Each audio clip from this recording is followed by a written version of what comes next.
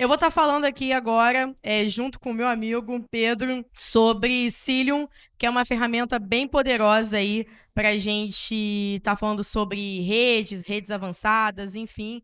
Então, vamos estar falando um pouquinho disso aí, que é bem legal. A gente teve uma oportunidade incrível, inclusive na KubeCon North America do ano passado, de conhecer uma pessoa sensacional da Isovalent, que é a Liz Rice, né? Que ela também escreve muito sobre eBPF, ela trabalha na Isovalent, né? E fala muito, né, sobre Cilium, sobre outras ferramentas, né? Então, foi bem, bem legal mesmo e é uma inspiração para mim. E também conhecer mais sobre essas ferramentas aí de rede avançada. Eu que tenho mestrado em rede avançada e agora estou no doutorado na Unirio também para falar um pouco sobre isso. Mas, vamos lá. O meu slide é super simples, porque vocês vão ver o que a Camila fez no dela no próximo, tá? Eu sou de São Paulo, como vocês podem perceber pela minha pronúncia Super da top. letra R, super demais.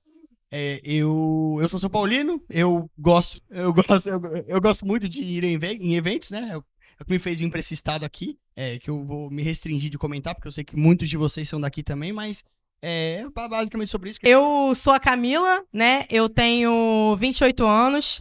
Eu sou GDE, eu sou Google Developer Expert, né? Então eu tô há 2, 3 anos aí divulgando as tecnologias do Google, né? Viajando para isso também. Eu sou Docker Captain, ele também é Docker Captain. É que ele é foda, mas não gosto muito de falar. Ele é um homem mais restrito aí, né? Mas ele também é Docker Captain junto comigo. A gente auxilia nos conteúdos, estudar plataformas beta e da Docker, né? Construir documentação. Também sou embaixadora da HashiCorp, né? Então, toda a parte ali de também testar produtos beta, auxiliar eles da mesma forma que com o Docker também. Sou mestre em redes avançadas na Unirio, doutoranda lá agora. E sou Senior SRE na Storyblock, que, para quem não conhece, é uma plataforma de CMS performática ali. Eles trabalham com eles são headless, né? Então, eles tentam trabalhar ali, além de ser uma coisa mais no-code, low-code, tanto para devs quanto para marketing, eles também tentam trabalhar com essa questão de ser mais performático, né? Então, trabalhar de uma forma mais ágil possível, né? Então, vamos lá. Como a Camila comentou, a gente vai falar sobre Cilium e vai falar majoritariamente sobre eBPF, né? E aí eu queria mostrar para vocês, porque a apresentação ela segue uma cronologia, ela segue meio que uma linha, e o primeiro passo, na verdade, a primeira etapa é em 1992 a criação do BPF. Então, o BPF é um acrônimo para Berkeley Packet Filter e foi uma ferramenta criada para fazer filtragem de pacotes em sistemas Linux e Unix. Tá? E por que essa data é relevante? Em 2014, logo após a primeira release do Kubernetes, a gente tem a primeira release do eBPF, que foi uma ferramenta, de novo, adaptada do BPF, e a ideia, a proposta, era justamente habilitar esse packet filter para ser executado em ambientes cloud native, né? E o que ele faz de verdade é garantir que a gente consiga programar o kernel do sistema operacional, então Linux e Unix, sem que seja necessário recompilar a imagem, recompilar a sua plataforma, que a gente sabe que demora, né? Então demora para você construir uma imagem, demora para você construir um sistema. Eu acho que um outro ponto que é interessante, né, sobre a questão do eBPF, a gente trouxe vários exemplos de como que isso funciona dentro de um universo Kubernetes. Eu gostei que você falou Cloud Native. Cloud Native. Mas, enfim, também a gente faz algumas comparações, por exemplo, tem um artigo que eu gosto muito de trazer, que é de uma galera da Itália, que eles fazem todo um sistema de ptables, só que com eBPF. Então, eles conseguem fazer as classificações de pacotes muito mais rápido, né? Muito mais performático. Porque quando a gente está pensando em melhorar, né, performance, trabalhar com recurso computacional, a gente acaba pensando muito mais na parte de recurso mesmo, tipo memória, CPU, mas esquece que a gente também precisa trazer essa performance para a parte de elasticidade de rede também, né? Então tem esse exemplo do eBPF que é bem interessante, que apesar de outras plataformas trazerem isso, como o Polycube da vida, a gente vai falar que não é a mesma coisa, né? Que um Kali com Polycube da vida não é a mesma coisa que um Cilium da vida, né? Mas também o eBPF ele traz isso, né? Ele traz essa versatilidade de você conseguir trazer várias possibilidades ali para o seu código sem precisar de uma grande abstração ali, né? Sem precisar mexer tanto no seu código ali, no seu kernel do Linux, né? Você consegue fazer melhorias ali sem mexer no kernel do Linux, né? Então, e aí em 2016 a gente tem a criação do Falco, que a gente ouviu nessa mesma sala algumas horas atrás o Igor e o Edson falarem sobre. Em 2017, a padronização do CNI, então com a popularização do Kubernetes, a gente passa a ter a necessidade de se desprender do Docker e passar a tornar um padrão, no caso, para a criação de ambientes clusterizados, de ambientes Kubernetes, e acima de tudo, poder utilizar outras ferramentas de containerização, como por exemplo o Podman ou o Dockerd, tá?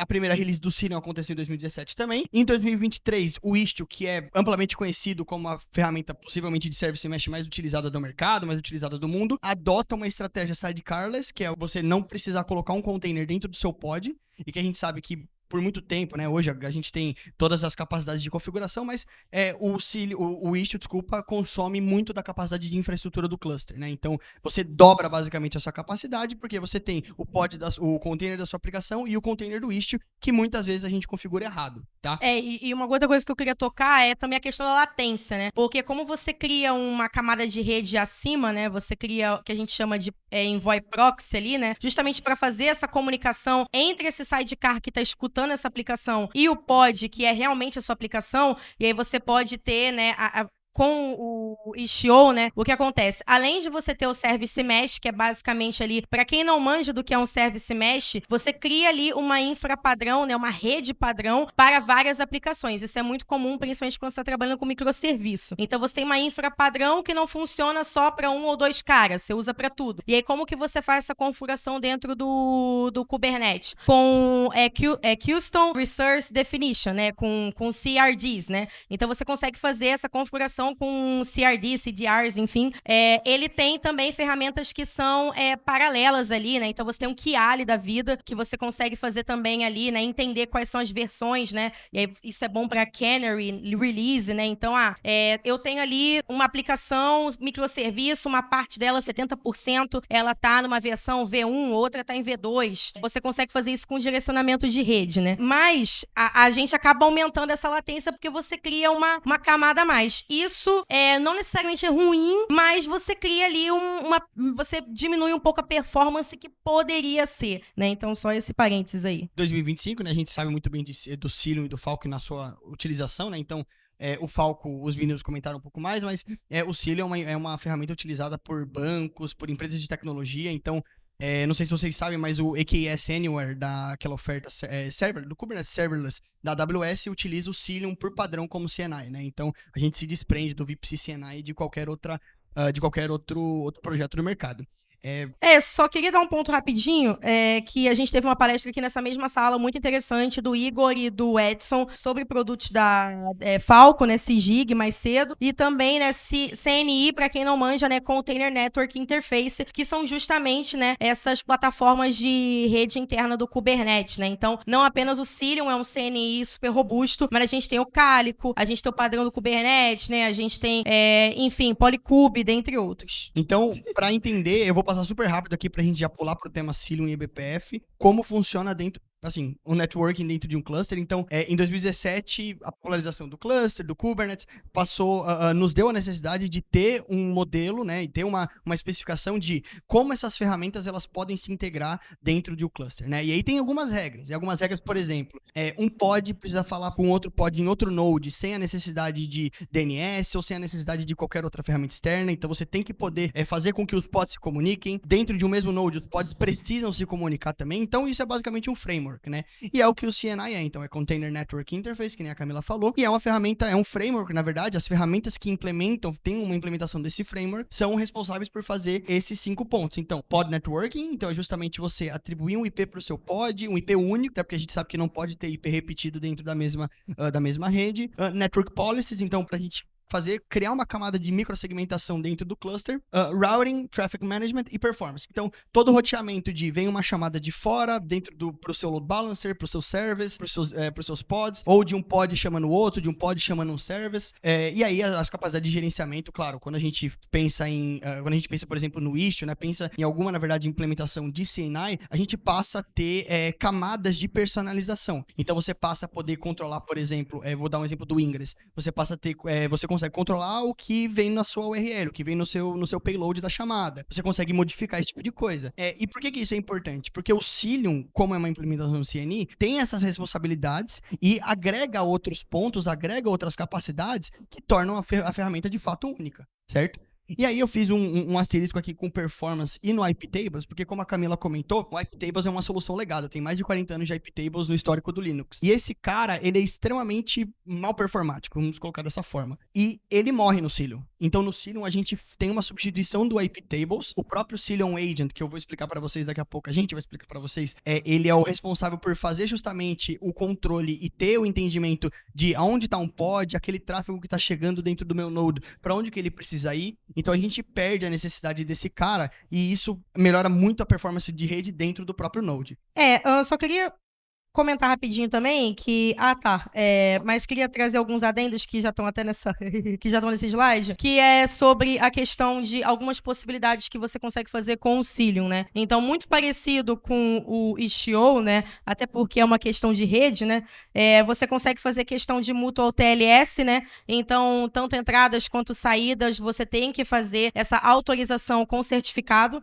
Também tem a questão de egress, né? Então, que nem o Pedrinho falou, né? Você fazer esse controle de o que entra e o que sai também são coisas que são bem parecidas aí com o Istio, porque, de novo, a gente está se tratando de rede. Network policies, né? Então, a gente consegue fazer isso, por exemplo, por pod. Quais são as limitações de acesso de pod, né? A gente consegue trabalhar também com diferentes tipos de protocolos. Então, eu posso trabalhar, por exemplo, com gRPC, que é muito usado para questão mais de monitoramento, Kafka, UDP, que também tem um foco ali em monitoramento, HTTP, enfim. Então, TCP. E ele trabalha com criptografia nativa, que é algo que o Pedrinho pode explicar mais pra frente, e todo voltado para eBPF. Por quê? Porque isso traz uma performance. Ele vai fazer com que seja mais rápido, justamente porque ele trabalha, por exemplo, essa questão que ele falou do kernel, né? Então, ele não precisa fazer determinadas modificações no kernel. Então, ele vai fazer abstrações mais fáceis, sem precisar fazer modificações no kernel do Linux. Então, isso facilita bastante coisa. Por isso que é eBPF, é Extended Beverly Packet Filter, né? Isso, exatamente.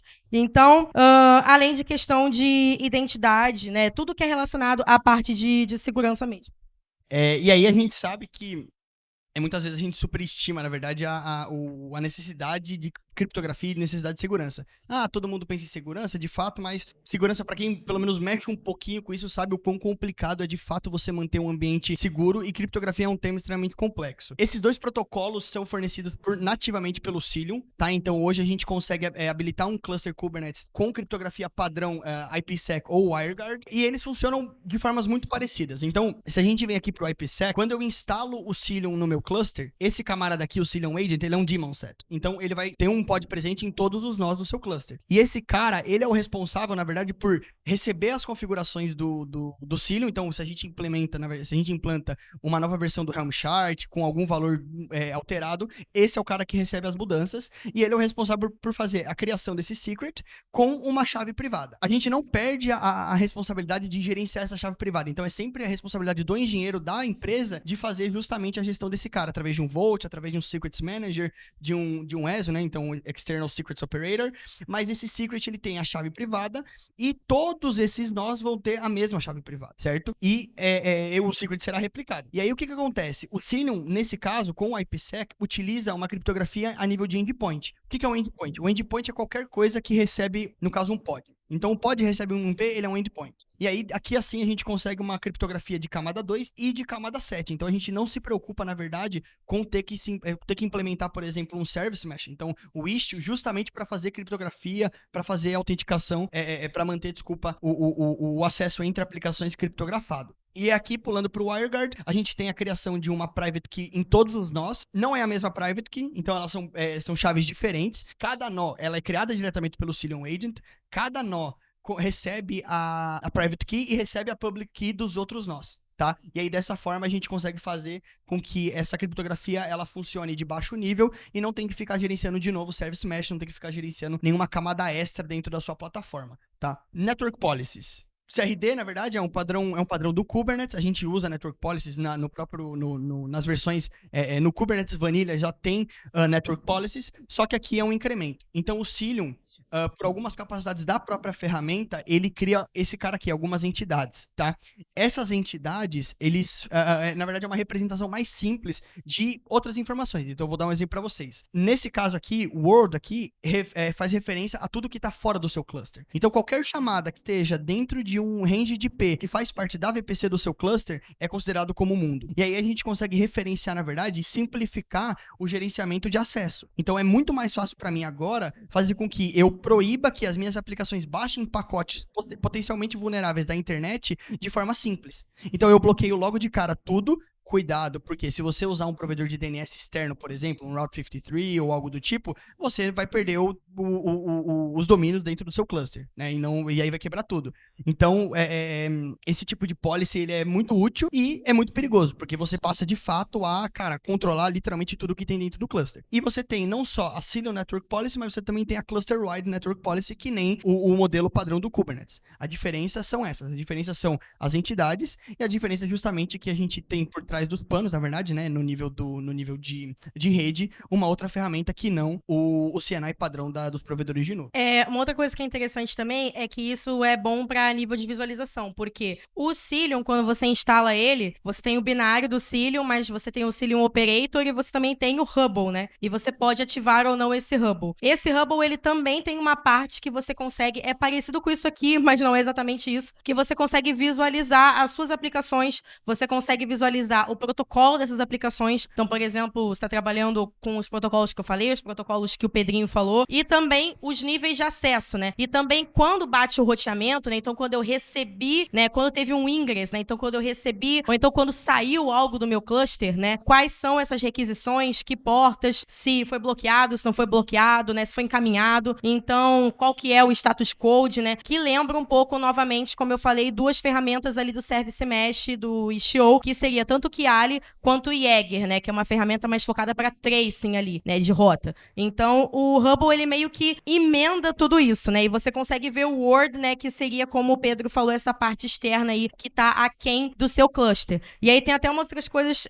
também são interessantes, que além de você trabalhar com a questão do Service Mesh com Cilium, você também pode trabalhar com Cluster Mesh. Então, você consegue trabalhar com união, né, com padronização de rede para mais de um cluster, né? Isso também é bem bacana também. E quando a gente pensa, a Cluster Mesh é um outro ponto em relação às Network Policies, porque se você, como nós trabalhamos em empresas, eu imagino, se você tem, por exemplo, uma estratégia da sua empresa de ter pelo menos uma plataforma de componentes centralizados, e aí eu não vou entrar em detalhes específicos do que, a gente consegue, através dessas policies, centralizar primeiro a criação delas. Então, o time de segurança que faz, por exemplo, a permissão do cluster A, do cluster B, do cluster C, para chegar no cluster plataformizado, entendeu? A gente consegue fazer justamente esse controle e controlar o que o time de plataforma centralizado quer que seja acessado. A policy é simples, dá para você segregar ela em várias policies, né? Então, é aquele esquema de firewall rules. Se você tem uma policy que permite, uma regra que permite, uma regra que nega, no final de contas o tráfego vai ser negado, entendeu? O deny sempre permanece, tá?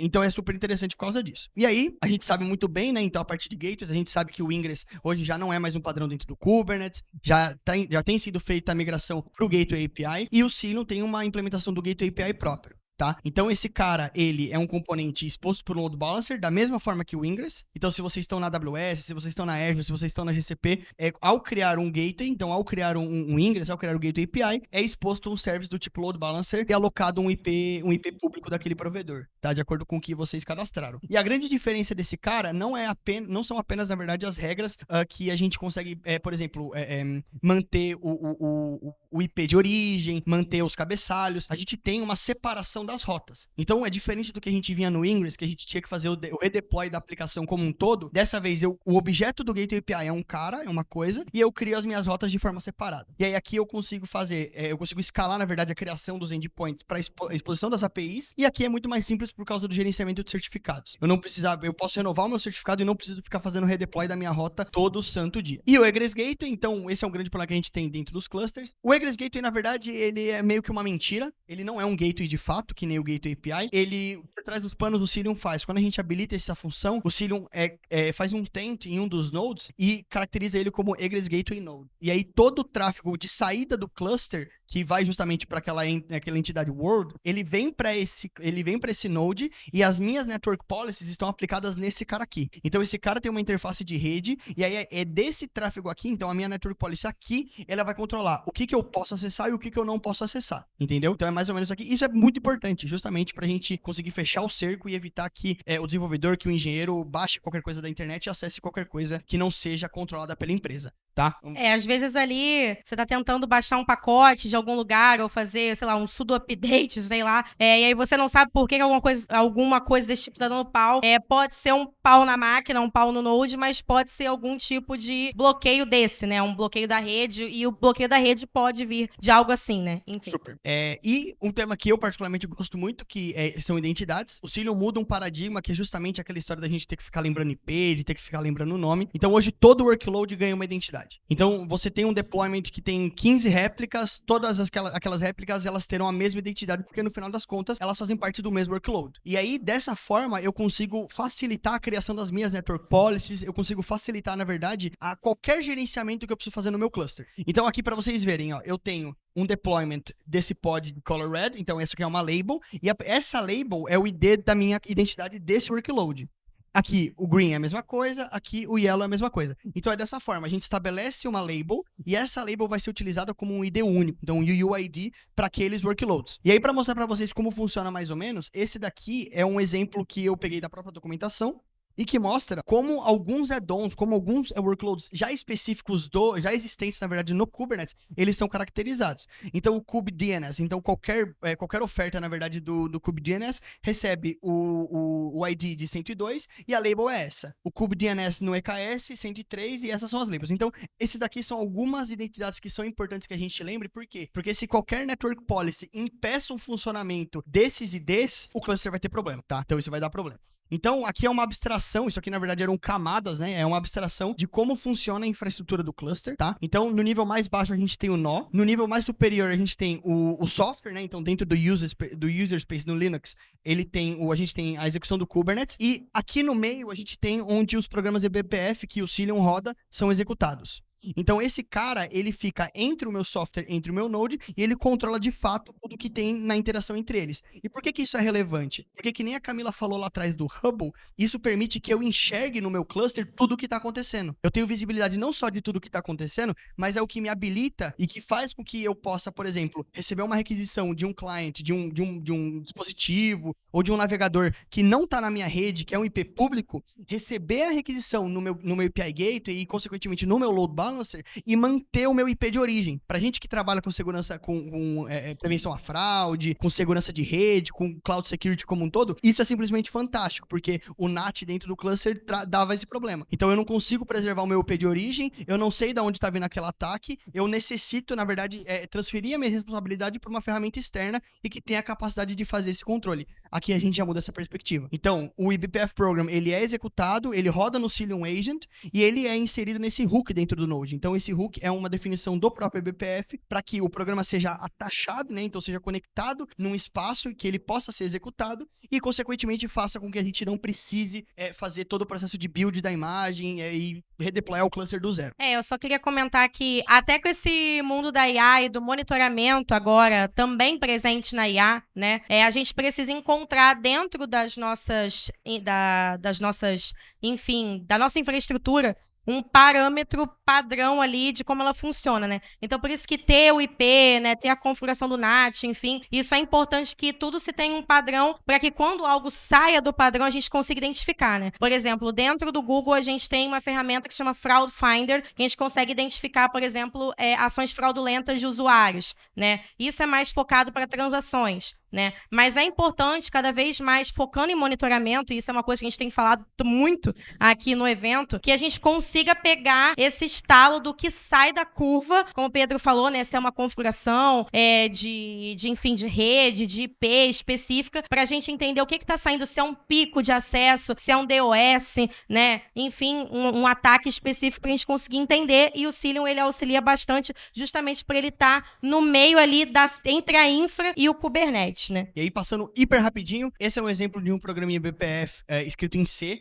Então esse cara, ele monitora essa entrada do sistema, então esse hook sys enter write, ele é um hook que monitora escritas dentro do log, e aí o que o programa faz é super simples, né? Então se vocês quiserem acessar esse tutorial depois, o link é esse, a gente disponibiliza a apresentação. Ele simplesmente monitora qualquer escrita dentro do meu log file do kernel, ele escreve novamente e faz um print do PID, que é o Process ID daquela aplicação que fez essa escrita, tá?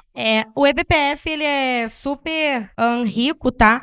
Eu vou tentar correr muito, mas assim, para aplicações de rede, 5G, principalmente agora, já tem se falado muito de 6G Cloud Native, como conseguir trabalhar você conseguir escalar a rede, trabalhar com rede existe um conceito chamado Network Function Virtualization, né? Que é você conseguir trabalhar com redes por funções. Então é como se fosse uma rede as a service, como se fosse um Lambda, assim, né?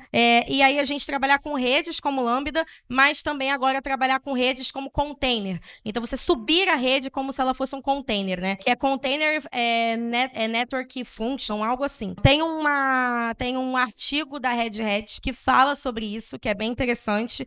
E aí fala sobre, dentro de Cloud Native, quando que a gente consegue trabalhar com máquina virtual, mas também com Kubernetes e orquestradores de container ao mesmo tempo. Então isso é bem, bem legal mesmo. E essas ferramentas eBPF, por que eu tô falando disso? Elas são bem legais para você conseguir trabalhar com performance em 5G e em 6G, porque 6G já é um assunto que já vem sendo falado principalmente em grandes empresas de telecomunicação, principalmente as chinesas, né? Quando a gente vem nas Kubicons da vida, a gente vê, por exemplo, que Huawei, entre outras, elas vêm trabalhando muito nisso, e em computação de borda, né? Como, por exemplo, KubeEdge. São coisas bem interessantes para vocês olharem depois.